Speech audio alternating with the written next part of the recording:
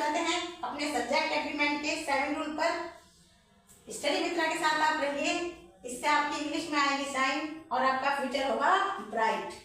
Rule number 7 हमारा क्या कहता है, यदि कहीं भी डिस्टेंस आता है, सम ऑफ मनी आते हैं, यानी कि सम्स मनी के, जो भी मनी के सम्स आएंगे, या फिर जो टाइम दिया हुआ होगा पीरियड्स में, यानी कि distance, sums of money, periods of time, जैसे ही आपने देखा वर्ब यूज कर दी सिंगुलर, देखते साथ ही सिंगुलर वर्ब यूज करो। हम तो आपको बिल्कुल शॉर्ट टिप बताते हैं, कहीं जाने की जरूरत नहीं है, किसी भी बुक को पढ़ने की जरूरत नहीं है, कहीं भी ये नहीं देखना ग्रामर में क्या रूल है क्या नहीं है।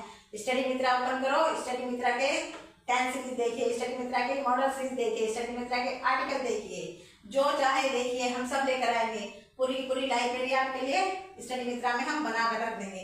तो रूल नंबर 7 हमारा कहता है distance, sums of money, periods of time, जहां भी जैसे ही आपने देखा एकदम लगा दिया हमारा। क्वेश्चन है 500 rupees is enough.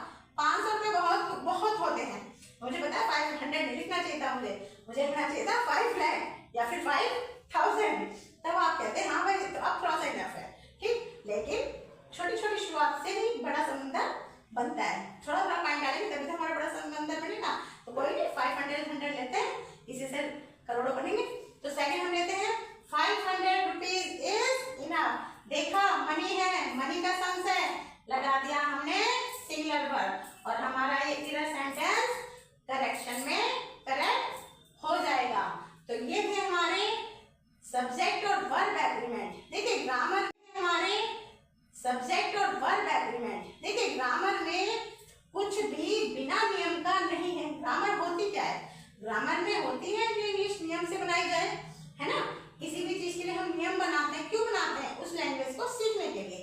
English tough नहीं है, इंग्लिश बहुत इजी पड़ेगी जब आप ग्रामर के रूल जान जाएंगे।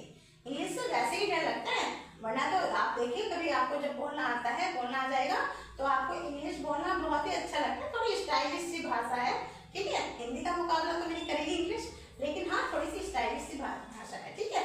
आप इसको इंजॉय करिए, लैंग्वेज को सीखने के लिए इंजॉय करें, क्योंकि बिना इंग्लिश के भी तो कुछ नहीं है। तो थोड़ा तो इंग्लिश हमें इसके लिए सीखनी ही पड़ेगी, ठीक। और थोड़ी नहीं, हमारे स्टडी मित्रा तो आपको पूरी इंग्लिश सिखाने की तैयारी कर रखी है।